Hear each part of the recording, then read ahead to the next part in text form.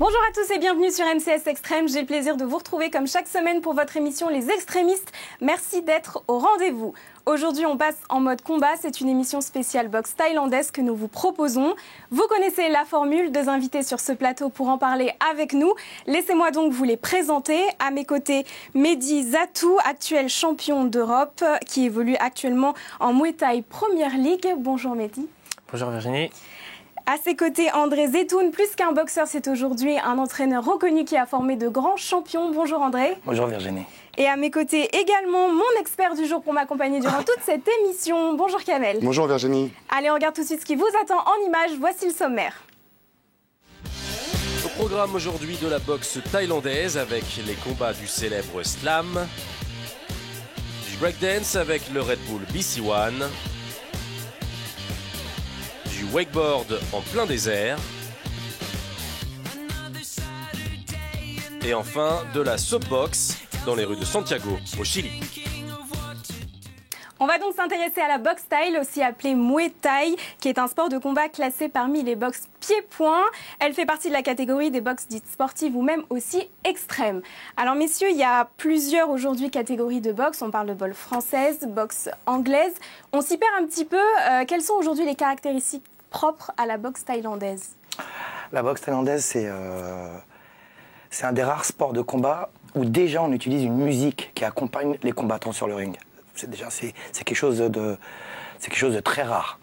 Deuxième chose, c'est qu'on a le droit à tous les coups. Bien sûr, mais ça reste quand même codifié, hein. Il y a des règles très précises. Ça reste un sport dur, mais avec des règles bien précises. On utilise les poings, les coudes, les genoux, les projections, les poussées, et ce sur 5 rounds de 3 minutes. Alors, par exemple, Mehdi, pourquoi avoir choisi la boxe thaï? J'avais commencé à plusieurs sports quand même quand j'étais petit, parce qu'il faut savoir que j'ai commencé à l'âge de 10 ans. Je me suis intéressé à pas mal de sports, dont la boxe qui m'a vraiment plu, où j'arrivais à canaliser mon énergie. Après, je suis tombé amoureux. Il faut savoir que c'est un art. Hein. Voilà. Alors, c'est un art qui vient de Thaïlande, qui est très ancien, plus récent aujourd'hui en France. Est-ce qu'il y a des évolutions, vous avez vu? Est-ce que les stratégies ont évolué ou ce sont les mêmes depuis toujours? Non, ça a beaucoup évolué. Ça a beaucoup évolué, surtout depuis ces 5 dernières années. À l'époque, quand le Muay Thai ou la boxe thaïlandaise, Muay Thai, c'est l'appellation d'origine. Ouais. On dit boxe thaïlandaise, on traduit en français. Quand c'est arrivé en Europe, la boxe thaïlandaise, dans les années fin 70, en fait, on faisait exactement comme faisaient les Thaïlandais. 5 rounds de 3 minutes, la musique, le ramoué et tout. Aujourd'hui, avec toutes les compétitions qu'il y a à travers le monde et à travers l'Europe, beaucoup de combats se font en 3 rounds de 2 minutes ou 3 rounds de 3 minutes. Donc ce sont des combats où on peut boxer plusieurs fois dans la même soirée. Alors qu'à la base, le Muay Thai, c'est un unique combat dans la soirée. Alors, 5 rounds de 2 minutes, c'est très court. Vous avez le temps de vous observer 3 minutes. Vous avez le temps de vous observer entre boxeurs où vous savez exactement le danger que représente chacun d'entre vous en entrant sur le ring. Ça dépend. En fait, en Thaïlande, ils sont beaucoup sur le round d'observation. Hein, ils observent beaucoup leur adversaire. Ils démarrent tout doucement. Contrairement à l'Europe, nous, il n'y a pas de round d'observation généralement. Donc, c'est un peu... Est-ce que le rythme du round 1, justement, n'est pas aussi géré par les paris qu'il y a en Thaïlande, qu'on n'a pas en Europe? Voilà. Exactement. Mais si je peux me permettre, en Thaïlande, ça fait partie du patrimoine thaïlandais, ça fait véritablement partie de la culture thaïlandaise. La boxe thaïlandaise, c'est l'égal du football au Brésil ou du rugby en Nouvelle-Zélande. Donc, premier round, c'est un round d'observation, on se teste, on se jauge, les gens, il faut qu'ils se placent, il y a les paris qui sont en cours, la télévision qui est là, le coin et tout. Et à partir de la deuxième reprise, là, les échanges, ils commencent vraiment. Alors, Kamel, tu me disais tout à l'heure que c'est vrai qu'aujourd'hui, la boxe thaï, c'est un trait d'union entre la boxe et les arts martiaux. Oui, comme le disait tout à l'heure André, il y a donc plusieurs rituels. Il y a la musique, il y a le ramoué, la danse traditionnelle qui s'effectue avant chaque combat. Il y a le mongkol, il y a beaucoup de codes qui font que, selon moi, la boxe thaïlandaise est vraiment à la frontière entre le sport de combat pur, où on va chercher l'efficacité, et l'art martial, où il y a un respect de certains codes. Bien sûr. Ça va au-delà de ça. La boxe thaïlandaise, c'est même une philosophie, un art de vivre. Les enfants thaïlandais, quand ils rentrent dans les camps en Thaïlande, à la base, c'est pour avoir une éducation boxe, mais surtout pour s'en sortir. dans la vie. Donc ils arrivent très jeunes, comme Mehdi a commencé très jeune la boxe, ils arrivent très jeunes et ils apprennent pas simplement aussi à boxer, ils apprennent aussi à vivre. Ils apprennent à vivre en communauté, ils apprennent à respecter les anciens. Voilà, c'est vraiment très codifié la boxe thaïlandaise. Hein. Alors justement, en France, toi, est-ce que tu arrives dans tes cours à retransmettre toute cette philosophie ou est-ce que tu l'épures un peu pour l'adapter à une mentalité, on va dire, européenne? C'est beaucoup plus difficile parce que moi, j'ai des origines très occidentales, très méditerranéennes. Et les gens qui viennent à la salle, il y en a qui viennent pour faire de la boxe par plaisir, il y en a qui viennent transpirer, il y en a qui viennent pour faire la compétition, il y en a qui viennent pour se sentir en sécurité. Donc d'adapter une culture d'origine thaïlandaise d'Asie du Sud-Est à une salle de boxe dans le 11e, c'est pas évident. J'essaye de faire de mon mieux, en tout cas, de leur inculquer que la boxe, c'est pas simplement un sport, c'est aussi une philosophie. Alors pour qu'on comprenne bien, quels sont les coups aujourd'hui qui sont autorisés et ceux qui ne le sont pas? Mehdi, toi tu tapes fort. Non, en fait, contrairement à des boxes, comme la boxe française, la boxe pied-point, nous on frappe avec les tibias, hein, ça c'est connu. On frappe au niveau des parties des cuisses, des côtes, et on peut taper aussi à la tête avec les jambes. On peut taper aussi avec les genoux, les coudes, et on a le corps à corps, hein, qui est un clinch, où on peut faire des projections. Et après, ça dépend, les fédérations aussi, il faut le savoir, où on peut avoir des coups de poing retournés ou pas. Et les coudes. Il y a les coups de coude aussi, bien sûr. Coudes avec protection. Coudes avec protection ou pas, selon les fédérations. Voilà, en France. Voilà, en France et en Europe, c'est vrai. Voilà. Et quelles sont les différentes fins possibles d'un combat? On parle de chaos technique, abandon. Il y a abandon, j'ai de l'éponge de l'adversaire en face. On peut avoir aussi par ouverture, blessure, par KO ou arrêt de l'arbitre. Sur au moins 2-3 comptes, l'arbitre peut arrêter. Et insuffisance technique aussi. Ça existe. Oui. J'en ai vu pas mal. Ça veut dire qu'il y a deux boxeurs qui sont sur le ring et il y en a un qui est beaucoup trop fort. Oui, l'arbitre arrête le combat pour insuffisance technique, ça s'appelle comme ça. Pour protéger aussi le boxeur. Ouais, exact. Il faut savoir. Alors, il y a aussi des juges. Combien pour chaque combat? 3. Il y a 3 juges autour de la table. Enfin, il y a un ring, il y a une table, il y a des tables autour, il y a des officiels. Il y a un arbitre, c'est le véritable chef du combat. C'est lui le chef d'orchestre du combat. Voilà. Ensuite, il y a 3 juges qui sont d'un côté comme de l'autre, et un arbitre avec des officiels, mais aussi un superviseur qui supervise tout le combat. Donc c'est très bien encadré. Bien sûr, il y a un médecin, il y a la Croix-Rouge, enfin, après il y a les supporters, il y a les cris, la télé. Et comment les juges se décident? Par pointage. Ils pointent, ils donnent un point. Par exemple, si le combat est équilibré, ils vont donner 10-10. Voilà.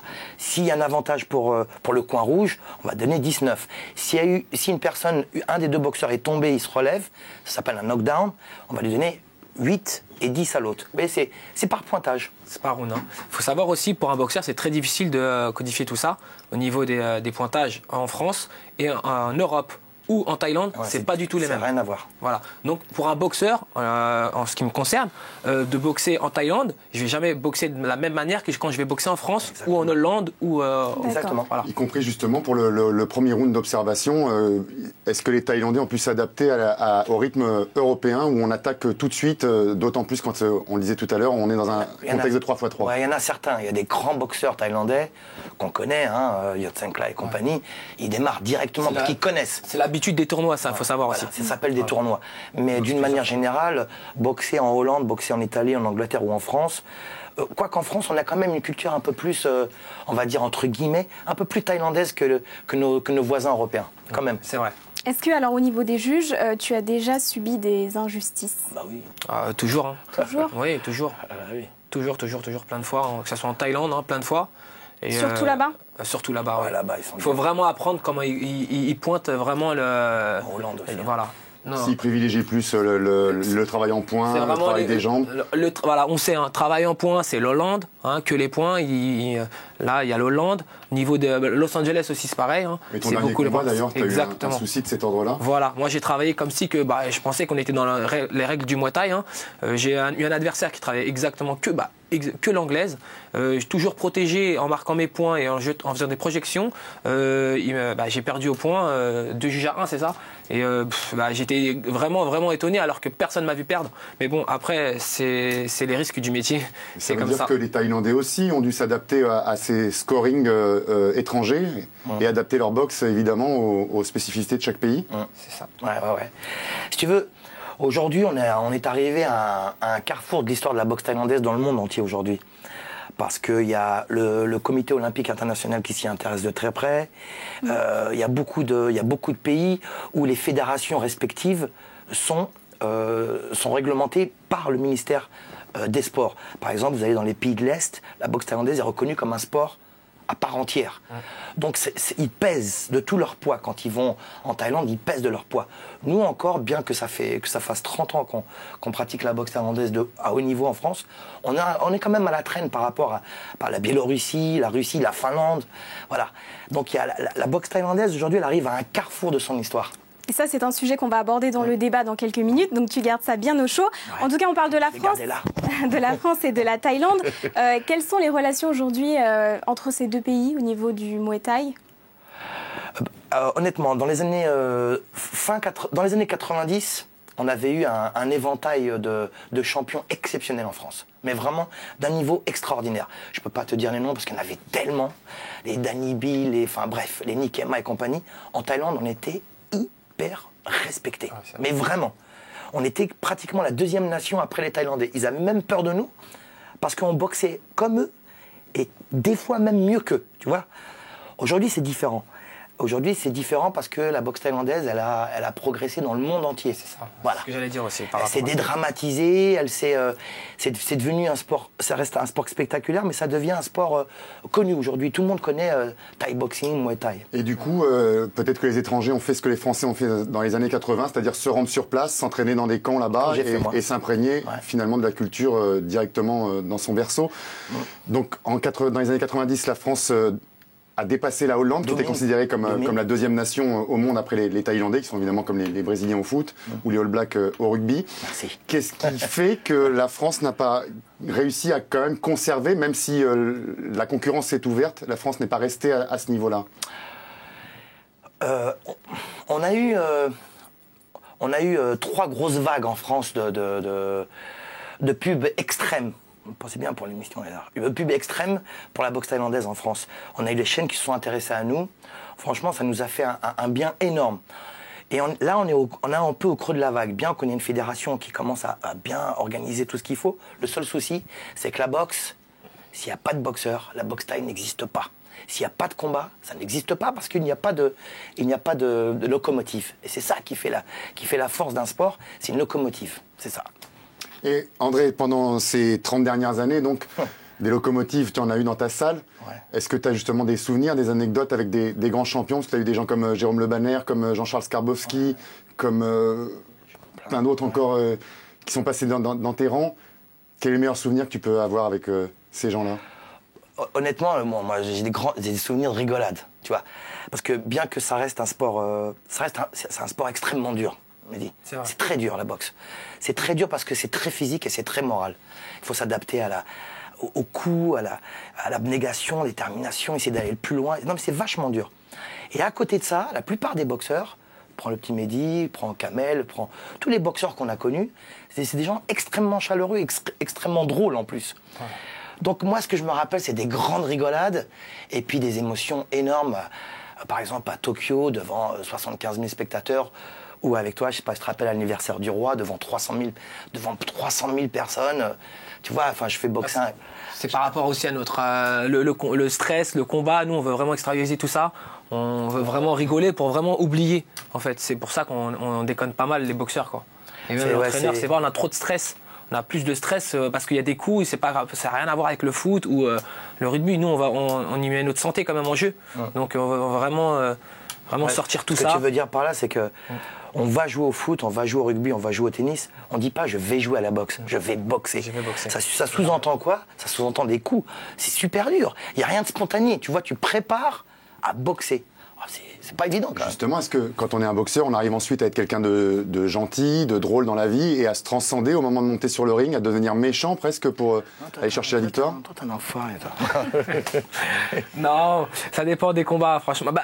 Après, c'est vraiment mental. Hein. C'est vraiment le mental. Il joue beaucoup. Il faut savoir qu'un vrai boxeur, il y a 80% de ses capacités, ils sont dans la tête. Hein. Ouais. S'il monte et il n'est pas bien dans sa tête, ça m'est déjà arrivé. Aujourd'hui, je le sais. Et j'aurais jamais pu croire que en n'étant pas prêt dans ma tête et prêt uniquement physiquement, j'aurais pu monter sur le ring et voilà. Non, c'est vraiment 80% mental et 20% dans l'entraînement. Voilà. C'est vrai. Alors justement, l'entraînement, André, tu as travaillé avec le haut niveau, tu as une salle à Paris aussi, donc ça veut dire que viennent chez toi des pratiquants de tout niveau, tous horizons. Quelle est la différence fondamentale entre l'entraînement, on va dire, de monsieur tout le monde, ou on pourrait même dire de madame tout le monde, puisqu'on va en parler, ça s'est beaucoup ouvert aux féminines, et l'entraînement d'un champion qui se prépare pour un grand rendez-vous? L'entraînement type, par exemple. L'entraînement type, il faut savoir une chose, c'est qu'un champion, c'est un être exceptionnel. C'est un être à part. C'est un bébé, c'est quelqu'un de très fragile, quelqu'un de très costaud, très solide, mais avec des côtés très fragiles. Donc c'est pourquoi on appelle ça un champion, c'est un être à part. Une personne qui vient s'entraîner dans une salle comme ça tous les jours, ce n'est pas parce qu'elle ne fait pas de la compétition, ce n'est pas parce qu'elle ne fait pas partie de l'élite, qu'elle n'a pas le droit à goûter aussi à la rudesse et au goût de l'effort de la boxe. Donc ça reste très physique même pour une personne qui ne pratique pas la compétition. En revanche, pour une personne qui fait de la compétition, comme Mehdi, à haut niveau, l'entraînement est très, très rigoureux. Très rigoureux, parce que la boxe, c'est, j'arrête pas de le dire, moi je le dis toujours, quand vous rentrez dans une salle de boxe, c'est un lieu sain. C'est un vrai lieu sain. Quand tu rentres dans une salle de boxe, tu viens pas pour jouer, tu viens pour découvrir et apporter quelque chose. Concrètement, est-ce que tu peux nous donner justement alors l'entraînement d'une personne qui s'entraîne dans ton école, une journée type, et idem pour toi Mehdi, si tu peux nous dire une journée type de Mehdi en préparation pour un combat. Préparation, il faut savoir, déjà j'en rigole beaucoup avec mes amis qui font même du foot, hein, ça n'a vraiment rien à voir. Hein. Nous on se lève le matin, hein, comme à la télé, comme tu as pu voir, voilà, comme Rookie dans les films. On se lève vraiment le matin pour courir très tôt, que ce soit un footing de décrassage ou du fractionné, hein, ça dépend, avec un renfort musculaire. Ça c'est pour ma part. Hein. Donc après on a un renfort musculaire et la condition physique qu'on va travailler sur un footing. Et après au soir, il faut savoir que moi aussi je travaille toute la journée. Donc après le soir je me retrouve à la salle pour faire de la boxe. Voilà, pour faire vraiment quelque chose de physique, mais autrement sur la technique et aussi travailler plusieurs thèmes comme les PAO avec mon entraîneur, les leçons, apprendre des combinaisons. Hein, qu'on va établir au niveau sur le combat. Après, il y a le clinch, il y a le shadow, il y a pas mal de choses. Et, on ne peut pas travailler ça sur un seul cours. On travaille vraiment en étant ça sur toute la semaine. D'accord, donc on comprend bien que pour arriver au haut niveau, l'entraînement est assez complet et assez rude. Et puis quand on arrive au haut niveau, donc on se retrouve dans des organisations. On va avoir le plaisir de présenter sur ma chaîne Sport Extrême le Slam, André, qui est une des compétitions les plus prestigieuses. Majeur, qui réunit les principaux acteurs, des boxeurs comme Bovy, comme Anouat, comme Yod Senklai, extraordinaire, Andy Souwer, tout ça. On va présenter ça très très vite, dernière semaine de décembre sur ma chaîne Sport Extrême. Extraordinaire. Et on va donc pouvoir présenter aux téléspectateurs et aux néophytes le plus haut niveau de ce qui se fait en boxe pied-point et en Muay Thai en particulier. Ouais, c'est comme tu parles de la Coupe du Monde de football de boxe thaïlandaise. Exactement, et bien justement, on va regarder. Voici un avant-goût de ce qui vous attend en images. Âme sensible, s'abstenir. Dans quelques semaines, MCS Extrême va vous faire vivre les combats du célèbre slam, tout simplement ce qui se fait de mieux en matière de Muay Thai. Le slam existe depuis l'année 2002. Signe particulier, ce label se veut extrêmement rigoureux en matière de matchmaking, en offrant des oppositions toujours passionnantes. Résultat, l'organisation s'est taillée une réputation d'excellence dans le milieu du Muay Thai. Les Thaïlandais lui font entièrement confiance. Les combats organisés par le slam rassemblent donc les tout meilleurs combattants de la planète. Le label hollandais met sur pied des compétitions dans le monde entier, à la fois de niveau national et international, toujours avec le même souci d'offrir un spectacle de très haute qualité au public. Le slam a notamment inventé un format de compétition très apprécié, les confrontations Pays-Bas-Thaïlande. Comme leur nom l'indique, ces combats opposent des boxeurs thaïlandais et hollandais. Du côté Pays-Bas, citons notamment le combattant Mossa Amrani, surnommé Jaguar. Le boxeur marocain naturalisé hollandais n'a que 24 ans, mais s'est déjà imposé comme l'un des grands du Muay Thai. Le boxeur licencié à Amsterdam s'est déjà imposé comme sur ces images face à l'une des légendes du Muay Thai, Bobisor Udomson, l'un des meilleurs boxeurs thaïlandais que ses fans surnomment le nouveau Rambo. Mossab Amrani, Bobisor Udomson, mais aussi Andy Sauer, Yotsenklai Pertex, Anuatet, Tyrone Spong et bien d'autres combattants, plus redoutables les uns que les autres. Vous pourrez tous les retrouver très bientôt sur MCS Extrême. Le slam débarque en intégralité sur votre chaîne à partir de la dernière semaine du mois de décembre. C'est un programme alléchant. Très. Alors je vous propose tout de suite de passer à notre débat du jour.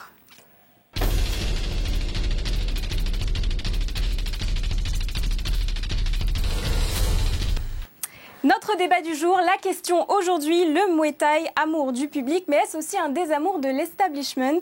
Il est vrai qu'aujourd'hui, le Muay Thai prend de l'ampleur en France et peut se pratiquer sous l'égide de la Fédération française des sports de contact et disciplines associées reconnues par le ministère des Sports. Mais il reste encore du chemin à parcourir pour structurer la boxe thaï dans notre pays. Cette guerre entre deux fédérations pendant des années a laissé des traces et on peut se demander si oui, aujourd'hui, les pouvoirs en place donnent réellement toutes les chances à ce sport d'être pratiqué par le plus grand nombre. Alors justement, est-ce que vous pensez, vous, en tant que pratiquant et entraîneur, que c'est un sport qui est rendu vraiment accessible à tout le monde?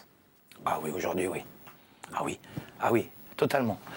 Il y a beaucoup de clubs aujourd'hui qui organisent des cours pour enfants, pour pré-ado, pour les femmes et pour les adultes de tout âge, de tout horizon. Ah non, c'est vraiment ouvert à tout. Ça, personnes âgées. Ouais. Mais moi, j'ai même des seniors. Hein. Moi, j'ai des seniors. Hein. J'ai des gens qui ont une cinquantaine, soixantaine d'années à la salle. Hein. Non. La boxe thaï aujourd'hui, ça me fait rappeler le karaté quand j'étais tout petit. C'était réservé à des gens forts, bruns. Enfin bref. Alors qu'aujourd'hui, la boxe thaï, c'est complètement dédramatisé. Hein. Alors André, est-ce que tu entraînes des filles? J'entraîne. Oui. J'ai beaucoup de filles à la salle. Doucement, c'est venu comme ça. Depuis quelques années, j'ai eu pas mal de filles qui sont venues intégrer le groupe de la salle. Et aujourd'hui, ouais, je peux dire que j'ai pas mal de filles, filles-femmes, hein, attention, hein, j'ai des jeunes filles, mais j'ai des mamans aussi qui viennent pratiquer la boxe. Hein. Et même la compétition professionnelle, hein, c'est beaucoup féminisé. On a aujourd'hui notamment la Muay Thai Premier League où tu participes, Mehdi qui a intégré une catégorie super léger en 62,5 kg avec des féminines et des boxeuses vraiment de renommée comme Julie Kitchen qui a 14 titres de championne du monde. On a aussi la française Angélique Pitio qui a intégré cette prestigieuse compétition. Dans les faits, tu disais tout à l'heure que c'était ouvert à tout le monde. Tu vois vraiment aujourd'hui un rééquilibre dans la mixité à la fois sexuelle et sociale dans les gens qui sont inscrits dans ta salle? Écoute, depuis quelques années, il y a la fédération thaïlandaise, enfin l'État thaïlandais a mis en place, tu connais comme moi, l'anniversaire du roi qui est tous les 5 décembre de chaque année. Tous les 4, je crois c'est juillet ou juin, ou août, c'est l'anniversaire de la reine en Thaïlande. Trop août. Ouais, et il y a une compétition féminine qui réunit toutes les boxeuses du monde entier, plus les thaïlandaises. Tu vois, c'est que bon, bah, ça s'ouvre à tous les niveaux. Ce qu'il faut savoir aujourd'hui, c'est que n'importe quel gala, aujourd'hui, de boxe thaï, hein, que ce soit en France ou en Europe, même en Thaïlande, il manque pas un combat féminin. Il y a toujours un combat féminin maintenant. Pour un combat. C'est devenu une règle, on va dire, entre guillemets, c'est d'avoir un combat poids lourd, un combat féminin. Et voilà, puis on met des jeunes aussi. Est-ce que ça veut dire que la boxe thaï s'est débarrassée un petit peu de l'étiquette qu'elle avait dans les années 80 de sport d'hommes, limite de voyous, et surtout violent? Sport ghetto. C'était un sport ghetto. Ça a été très longtemps un sport ghetto. Comme Mehdi, moi je viens du 93 à la base.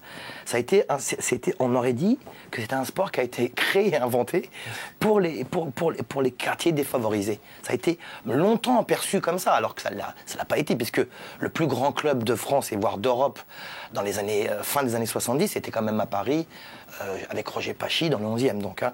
Mais pendant très longtemps, les médias, les journaux, enfin tout le monde, même les personnes, le simple badaud, ils disaient tu fais de la boxe, waouh c'est chaud, tu dois être un voyou, t'écoutes du rap, enfin tu vois, c'est très ghettoisé. Alors qu'aujourd'hui, ça s'est complètement dédramatisé. Ça s'est fait de façon naturelle, c'est-à-dire que par exemple l'arrivée des filles dans les clubs a été bien perçue par tous ces garçons qui étaient avec vous avant? C'est grâce aux bénévoles, aux entraîneurs, parce que faut jamais oublier qu'une salle elle vit à travers des boxeurs et des élèves, mais elle vit aussi grâce à des entraîneurs et beaucoup de bénévoles. C'est des gens qui font un travail énorme dans les quartiers, même dans le 7e, dans le 16e, partout ils font énormément pour justement valoriser les femmes, les enfants, l'éducation pour les enfants. Moi je connais des clubs où les petits-enfants viennent faire de la boxe, mais avant ils font leurs devoirs dans la salle. Tu vois, oui. Voilà. Et de fait, le niveau aujourd'hui féminin en compétition, est-ce qu'il a rattrapé le niveau masculin? Je pense pas encore, mais on a quand même quelques boxeuses françaises qui tiennent la route quand même. Hein. Voilà. Bon, c'est pas les Hollandaises. Il y a des Anglaises qui sont très très fortes. Toi, Mehdi, qu'est-ce que tu penses de la boxe en féminine? France, la boxe féminine, je pense qu'ils sont plus techniques, plus, on va dire, que des Hollandaises ou des Anglaises, hein, qui vont frapper, hein, on connaît hein, leurs origines. Mais non, en France, c'est plus vraiment la technique, on a pu le voir, les coups de genoux sautés, les retournés, c'est plus ça que j'ai plus vu. Du Muay Thai, voilà, c'est plus le vrai Muay Thai, et c'est plus, ils essayent de travailler complet, hein, contrairement à les Anglaises et les Hollandaises, ils veulent vraiment que frapper quoi, avec les points. Moi j'ai fait boxer. Est-ce que ce sont des spécificités qu'on retrouve chez les hommes? Est-ce que ce que tu dis là est valable aussi pour les hommes? En fait, c'est les teams. Hein, les teams, ouais.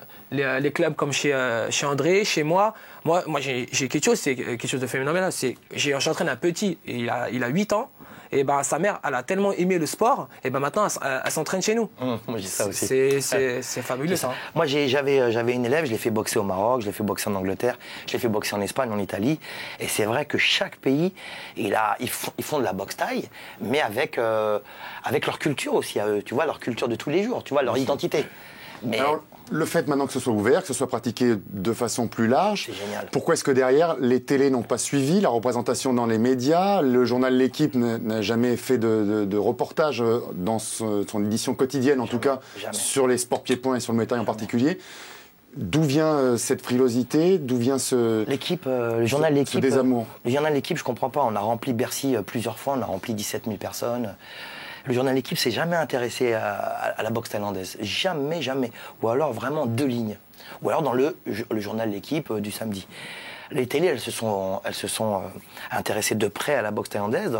Dans les années 90, on avait une chaîne qui présentait la boxe thaïlandaise très tard le soir, mais qui présentait la boxe thaïlandaise. Ensuite, on en a une autre, puis après, on en a une autre qui est arrivée et qui a un peu révolutionné la boxe thaïlandaise en France, faut reconnaître, tu vois. Et là, aujourd'hui, là, j'ai l'impression que c'est néant, quoi. Et pourtant, dans les années 90, où tu dis que ça marchait bien, il y avait cette guerre qui faisait rage avec les fédérations. Aujourd'hui, ça s'est quand même nettement clarifié avec une nouvelle fédération qui englobe tous les sports pieds-points, toutes les disciplines. Ouais. Et pourtant, c'est au moment où les choses sont claires que finalement, il y a un recul au niveau de la représentation médiatique. Je suis super d'accord avec toi, Kamel. J'ai l'impression qu'aujourd'hui, on est arrivé à un stade où la boxe thaïlandaise, elle a perdu... Je le vois comme ça, moi, hein, parce que je suis à l'intérieur. J'ai l'impression que la boxe thaïlandaise, elle a perdu un peu de sa splendeur, de son côté mythique et mystique, tu vois, de son côté un peu spectaculaire. Comme aujourd'hui, la boxe thaïlandaise est ouverte à tout le monde, j'ai l'impression que que ça fait partie du quotidien. Elle a perdu ses valeurs, c'est ça? Non, pas les valeurs, mais elle a perdu son côté un peu mystique. Moi, je me rappelle, la première fois que dans les années 80, quand je boxais, ma mère était venue et elle était épouvantée. C'est pas possible, pieds nus et tout. Il y a toujours un public autour d'un ring qui dit « Oh, mais c'est quoi ?» Et aujourd'hui, ça s'est, dédramatisé. Donc, vulgarisé plus que popularisé. Pas vulgarisé, je dirais pas ça, parce que quand même, les gens, ils savent que ça reste quand même un sport dur, mais j'ai l'impression que c'est rentré dans les mœurs de tous les jours. Alors, il y a un véritable engouement autour quand même du Muay Thai. On le parlait avec les femmes. Bon, tu l'as très bien dit, André, ça reste quand même... Au départ, ça avait une étiquette d'un sport pour voyous. Alors, j'aimerais bien savoir, est-ce que vous pensez que, par exemple, le climat d'insécurité qu'il y a en ce moment pourrait expliquer cet engouement? Est-ce que toi, André, tu connais la motivation de tes élèves? Franchement, c'est une très bonne question. À chaque fois qu'une personne vient... Non, mais vraiment, à chaque fois qu'une personne vient à la salle, je lui demande toujours qu'est-ce qui la motive, lui motive de venir s'entraîner, de venir pratiquer la boxe thaïlandaise. Alors moi, j'ai des médecins, j'ai de tout. Hein. J'ai même un très très grand cuisinier. Enfin, j'ai un peu tout le monde, des acteurs, tout ça. C'est ce côté, ils viennent tous chercher la même chose. Le côté, tu vois, évacuer quelque chose. ou essayer de retrouver de la chaleur un peu old school, tu vois, vintage. Ils en ont peut-être un petit peu marre des salles super classe, tu vois, genre avec des trucs partout. Des moving, tu vois. Voilà, des moving. Ça. Là, moi, honnêtement, tu viens dans ma salle, moi ma salle, elle est cataloguée de vintage, tu vois. Mais je suis super content, tu vois. Et ils viennent chercher une espèce de chaleur un peu familiale où tout le monde transpire, il n'y a pas de catégorie de sexe ou de raison sociale, tu vois. Alors toi, Mehdi, tu viens de la banlieue parisienne, il n'y a ça. pas forcément un climat de sécurité qui règne. Est-ce que tu es d'accord avec ce que chaud. dit André? Quelles ont été, toi, tes motivations? Non, moi, ma motivation, c'est plus des amis qui m'ont vraiment pris la tête pour vraiment y aller. Et à la base, je faisais de la gym, tu vois. Alors, donc, et Rien à du judo, rien à voir.